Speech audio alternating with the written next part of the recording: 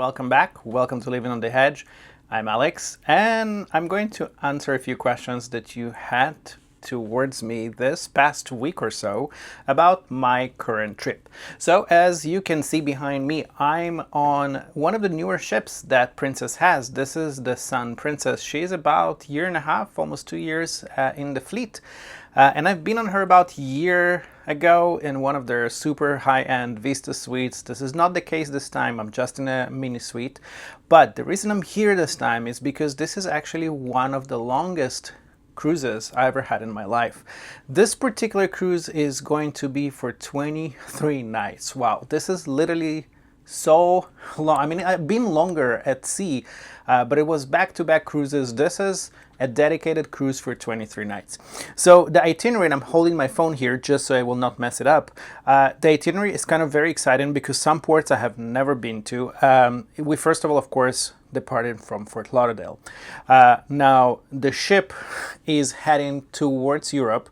So the first supposedly 8 nights, and supposedly because there is some change to that, but the first 8 nights supposed to be at sea. Now we've been notified today by the captain that due to some, I guess, some medical conditions of several of the passengers, we have to be earlier to our first port, which is Tenerife, and we actually will be there 1 day prior. Now it doesn't mean that we actually will get to be in Tenerife a day prior, because we still can only disembark on day number 8, but we will be there before just to help those passengers who actually need some assistance. So according to the schedule, on day 10 we're supposed to be in Santa Cruz, Tenerife.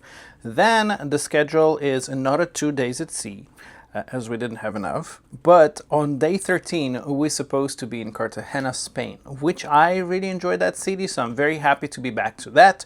Day 14 is Palma de Mallorca in Spain, and again, very nice city. I've been there several times before. It's very walkable. I really enjoy it. Hopefully the weather will be good because I hear it's a little bit chilly still in Europe. Day 15 is in Barcelona. Now with Princess, it's somehow different. It's not exactly back-to-back cruises, but on day 15 some of the guests will actually be disembarking. Potentially some will be joining the ship. For me, it's just continuing as normal ship. I'm in the same room. There is nothing of that sort. I can either go explore Barcelona, which I've been several times before, or I can just stay on board and avoid all this mess of boarding and disembarking. Day 16 is actually a port that I've never been to. It's Marseille in France, so this is Provence. This is very exciting. I have never been to France, to Marseille before. I have been to France, but not to Marseille before. If you have any recommendations what I should do, visit, or in the short time I'm there, I'm very excited for that. Now on day 17, I'm in Genoa, Italy. And this is, from my understanding, the closest port to Milan. Again, I have been to Italy before, but not to Genoa. So this is very exciting. And again, if you have any recommendations, I'm always open and very grateful for those. Day 18, we are in, well, they call it Rome. I wouldn't say Rome because it's a port which is about 45 minutes drive from Rome. I'm probably not going to pronounce it right, but it's called the Civitavecchia, I guess, in Italy. I have disembarked from there several times on crossings or the transatlantic cruises back to US, but I have never stayed there just as a port visit, so this is very exciting.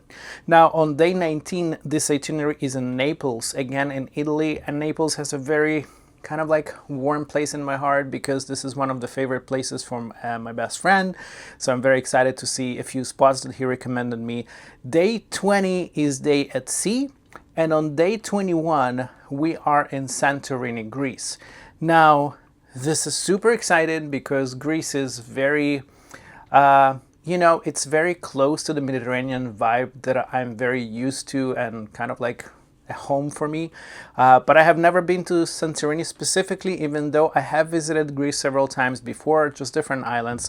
So I'm very excited for Santorini. On day number 22, we're supposed to be in Kusadasi, Turkey. Now, we will see with the current situation in the world. Hopefully the whole itinerary will be as it is. And on day number 23, we are in Crete, Greece. Now, on March basically 28, which is the last day, day 24, the cruise ends in Athens. So as you can see, this particular itinerary is extremely exciting with a lot of ports that I have never visited before. After this cruise will be over, which again, it's a long one, but after this one is over, I actually have 2 days, 2 nights that I'm spending in Athens, which is very exciting. And right after, I'm boarding something that I'm very excited to share with you because it's going to be the Celebrity Cruise Line, but it's going to be actually, well, probably their oldest and I would say probably least popular ship that they have because it wasn't really renovated fully. I heard some stuff about that. But on that ship, I have a very exciting suite I'm very, very excited to share with you. So that's going to be a cruise of 11 nights, and that cruise is all about Turkey and Greece. So with this particular cruise, the itinerary is, the first day is of course in Greece, in Athens. Then we in Nafplio in Greece, and then Olympia in Greece, then Heraklion. Then we have Rhodos. Rhodos is a very something that really excites me because the last time I've been to Rhodos, I was probably in my early 20s. It was a great party vibe island. We'll see how it is nowadays, so that's going to be very fun. Then day 6 is day at sea. Day 7 is Limassol, Cyprus. Again, very special place to me and my family. My parents actually got married there, so it's very interesting to see how it looks nowadays. After that, we are in Antalya, Turkey. Then we have day 9, day at sea. Day 10, we in Ephesus, which is Turkey again. Day 11 in Athens. And from my understanding, the ship probably docks for 2 days in Athens until April 10, when I'm disembarking the ship. So as you can see, this whole itinerary is extremely full of different destinations and places I either haven't visited before or it's been many years since I saw it the last time, so I'm very excited to share it with you. But many of you ask me, what are you doing so many days at sea? So you know, first of all, I'm forced to rest. Many times when on cruises, the Caribbean, the shorter cruises, you have to go, film, making some content, post it, you know, all that. When you have kind of forceful 8 nights to rest, it's definitely changing the whole vibe in your itinerary. I'm taking this time to relax. I'm taking this time to film this update for you guys so I can just know what to expect for the upcoming month. I try to learn new things about vlogging and filming just to get better as always.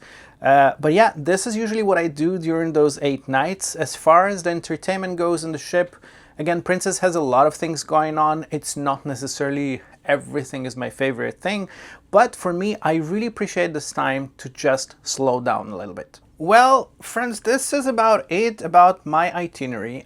It's a very exciting month and a half. It's a little bit crazy time in the world, as you know, so I'm hopeful that the itinerary will actually go as planned and no necessarily changes will be done. I hope everybody's safe and, you know, just for some peace and calmness for all of us. But yeah, if you have, of course, recommendations from me for places I'm about to visit, I'm always thankful to see those, and hopefully I can visit some places that you would recommend.